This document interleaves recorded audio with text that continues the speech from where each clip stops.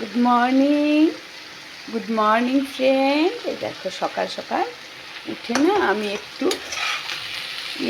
রান্না শাক সেরে নিচ্ছি আগে।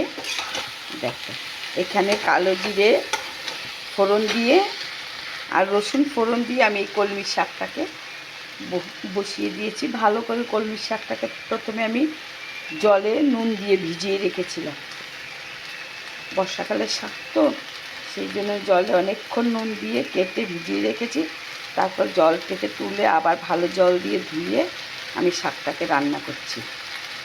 কালো জিরে, শুকনো লঙ্কা, রসুন ফোড়ন দিয়ে শাকটা বসিয়ে দিয়েছি। নুন, মিষ্টি, ঝাল যে যার পরিমাণ মতো দেবে। অন্য কাজ ছিল তাই প্রথম থেকে ভিডিওটা করতে পারিনি। আমি এই রেসিপিটা বলে দিলাম। এইভাবে কলমি শাক যারা জানো তাদের বলছি না, যারা জানো না তাদের বলছি।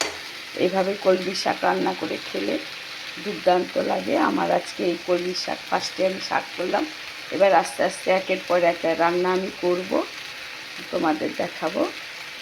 সবাই ভালো থাকো, সুস্থ থাকো। সকাল থেকে উঠে অনেক কাজ সেরেছি, জামা কাপড় প্রচুর কেচেছি। এতদিন বৃষ্টি বৃষ্টি কাপড় দেখো সব জামা কাপড়গুলি কেচে নিয়েছি। এতদিন খুব বৃষ্টি ছিল, বৃষ্টি বৃষ্টি করে কোনো কাপড় জামা ঠিক মতো কাচতেও পারছিলাম না, তারপরে শুকোচ্ছিল না, সব জমিয়ে রেখেছিলাম। আজকে সব কেচেছি, বা শুকোবে যখন তারপরে আবার ঘরে ঢুকিয়ে দেব।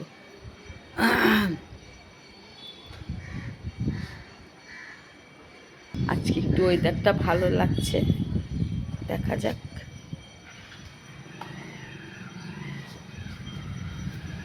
রোদ রোদ উঠছে। সবাই ভালো থাকো, সুস্থ থাকো। আমাদের শরীরটা এতদিন ভালো ছিল না, কোনো রকমে কাজ করছিলাম। ঠিক আছে, তাহলে আজকের মতো আসি। শাকটা আমার হয়ে এসছে।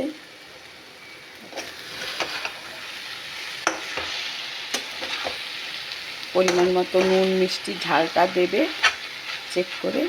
রসুনটা একটু বেশি করে দেবে।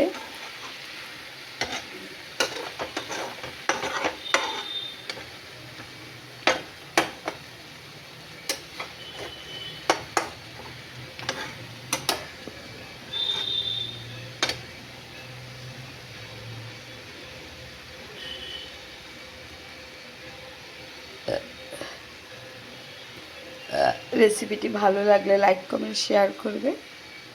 Tata, bye bye.